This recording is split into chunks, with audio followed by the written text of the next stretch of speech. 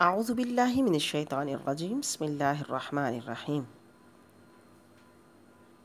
اللہ کے نیک بندوں کے اخلاق و عادات اسوہ حسنہ کی روشنی میں جگمگاتی ہیں۔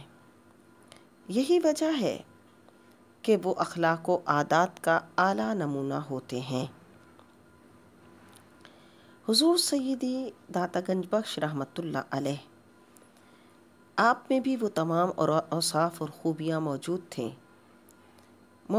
جو ایک باعمل صوفی، باشرع متقی اور پرہیزگار انسان میں ہونی چاہیے۔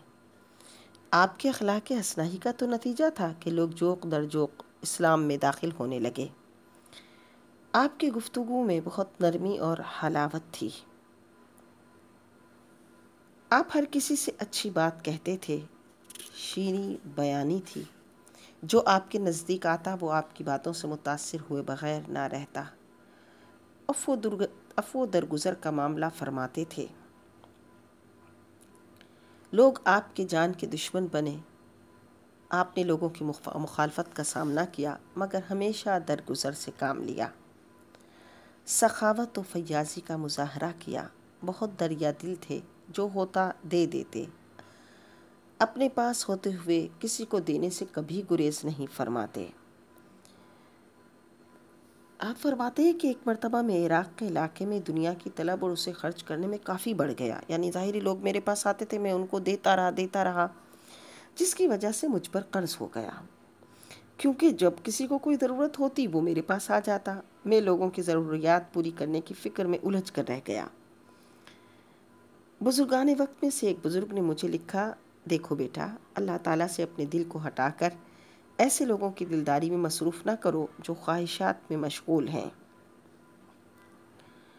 اگر کوئی اپنے دل سے بڑا مرتبے والا پاؤ تو اس کی دلداری کرنے میں حرج نہیں۔ خدا کے بندوں کی کفالت خدا کے ذمے ہے۔ خودداری کا وصف بھی آپ میں بہت نمایاں تھا۔ آپ روشن ضمیر تھے، اور خودداری کا جذبہ اللہ کی اطاعت سے پیدا ہوتا ہے۔ چونکہ آپ اللہ کے خاص بندوں میں سے تھے اور ہر کام میں اللہ کی اطاعت کرتے تھے، اس لیے یہ وصف آپ میں بہت نمایاں تھا۔ آپ کی ضروریات اللہ تعالیٰ اپنی رحمت خاص سے پوری فرما دیتا۔ خود حضرت سید علی حجویری رحمۃ اللہ علیہ اپنی کتاب کشف المحجوب میں ارشاد فرماتے ہیں کہ درویش کو چاہیے کہ کسی دنیا دار کے دروازے پر نہ جائے اور اس سے کچھ طلب نہ کرے۔ فرماتے ہیں کہ انسان دنیاوی ساز و سامان کی کثرت سے دنیا دار نہیں بن جاتا یا اس کی قلت سے درویش نہیں ہو جاتا، بلکہ اس کا تعلق تو دل سے ہے۔ یعنی جس کا دل غنی ہو گیا تو اگر اس کے پاس دنیاوی ساز و سامان کثرت سے بھی ہے تو اسے غنا حاصل ہے، اور اگر کسی کے پاس دنیاوی ساز و سامان نہیں ہے لیکن اس کا دل اس کا حریص ہے تو پھر ظاہر ہے کہ وہ اس رتبے پر نہ رہا۔